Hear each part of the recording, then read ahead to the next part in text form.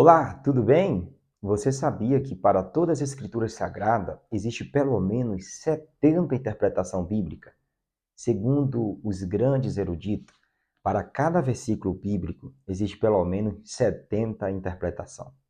Olha, mas existe 4 métodos utilizados de uma forma milenar pelos grandes sábios para se interpretar as escrituras. É sobre esses 4 métodos que queremos falar hoje aqui com vocês.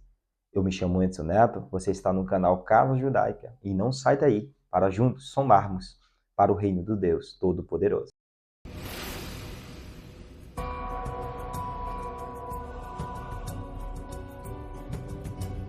Já estamos de volta. Se houver algum barulho, nos desculpa, infelizmente moramos um pouco próximo a uma avenida e é bastante barulho, tive até que mudar um pouco do quarto onde eu geralmente costumo gravar para tentar trazer um melhor acústico para o som. Mas Deus vai prover um melhor ambiente, tá bom? Mas sem tirar nossa distração, como já antecipei, existe 4 métodos infalíveis pelos grandes sábios até hoje que utilizam de uma forma milenar para se interpretar as escrituras. Primeiro ponto. Entre as classes políticas e religiosas da época de Jesus Cristo, quem tinha o hábito de interpretar as escrituras era a classe média da época, que era o maioral no templo, no sinédrio, na sinagoga, em todos os lugares, que eram os fariseus. Eles tinham o hábito de interpretar os textos sagrados. Tanto é que quem interpretou as leis foram os próprios fariseus. Jesus falou para eles: vocês colocam sobre o povo um peso tão tamanho que nem vocês são dignos de carregar. Por exemplo, os fariseus falavam de 1 milhão de deuses que tinham os egípcios, mas eles tinham criado também 1 milhão de leis que não provinham do Senhor e, do mesmo modo, eram um pecado. Então, eles tinham o hábito de interpretar as escrituras e seguiam a Jesus todo momento e todo instante para ver o que é que ele ia interpretar desse texto, não é? A interpretação é muito importante, ontem, hoje e também no futuro, pois assim, a interpretação é aquilo que nos traz de uma forma mais clara o entendimento espiritual da mensagem. Já nos 4 métodos bíblicos utilizados pelos eruditos, o primeiro é o Peshatz ou Peshutz. Peshatz ou Peshutz é a forma literal como se lê e se interpreta. É quando você lê um texto sagrado e você interpreta exatamente como está ali. Você narra o texto, você conta o texto como está ali, sem acrescentar. Esse é o primeiro método. Vai ter momentos que esse método será primordial para que você possa estar diante de um público, e o método que você vai usar é o Peshatz ou Peshut, literal, simples, do jeito que está ali. Você conhece alguém que às vezes está em um ambiente onde só existe pessoas simples, pessoas bem humildes, principalmente na área técnica do conhecimento teológico, e a pessoa chega com toda aquela oratória homilética, hermenêutica, não é?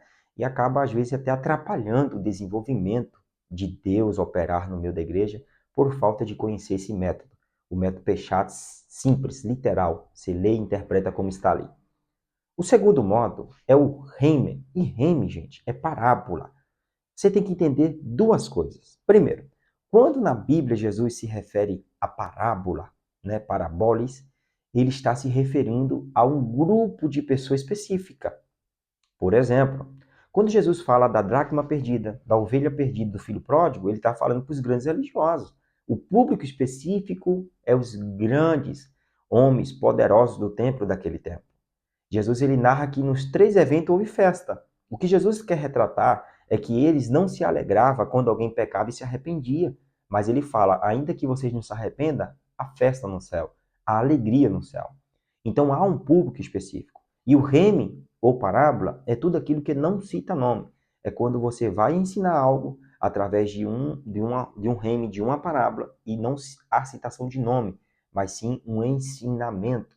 Também é um método de se interpretar as escrituras como uma parábola. Jesus utilizava, e você deve entender que para cada parábola, como já falei, há um público específico, há uma classe específica aquela parábola.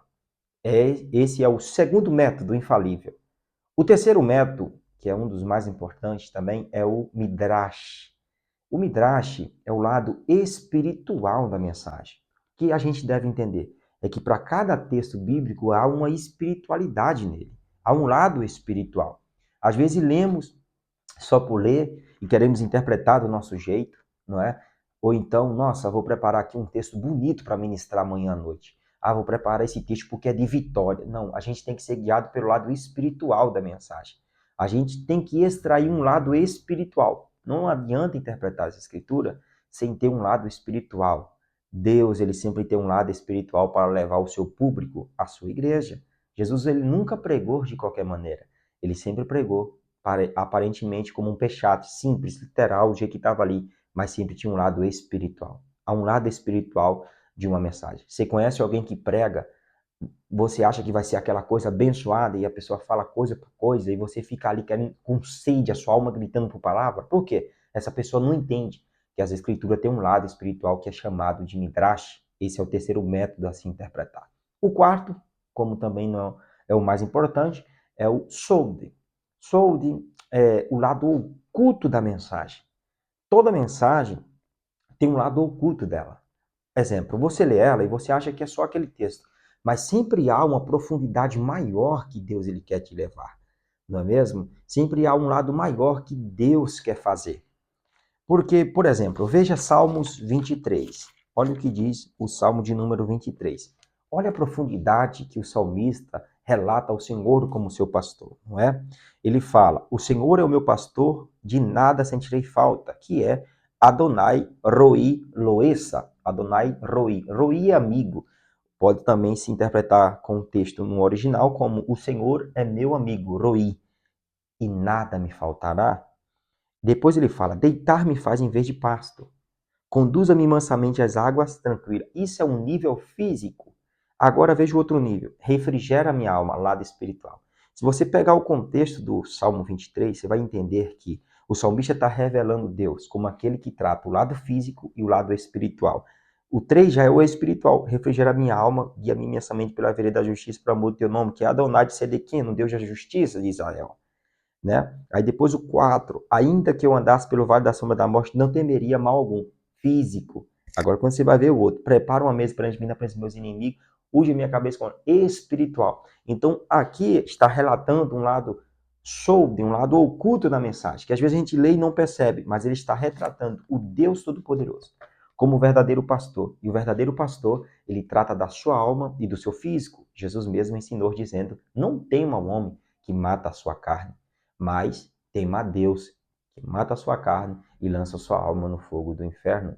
Então você tem que entender que o verdadeiro pastor, ele trabalha no seu lado espiritual, do seu lado para fora. Quando Ana recebeu uma palavra profética do profeta Eli, diz: "E o seu semblante já não era o mesmo". Por quê? Porque o verdadeiro pastor trabalhou dentro da alma dela e também trabalhou no físico, no interior e no exterior. Olha como é importante a gente entender esses 4 métodos. Esses 4 métodos são os 4 métodos que eu uso até hoje para, sim, quando diante de uma oportunidade, ministrar uma palavra poderosa de Deus. Eu espero ter te ajudado, eu espero ter somado ao seu conhecimento hoje e muito obrigado por ter ficado até aqui comigo.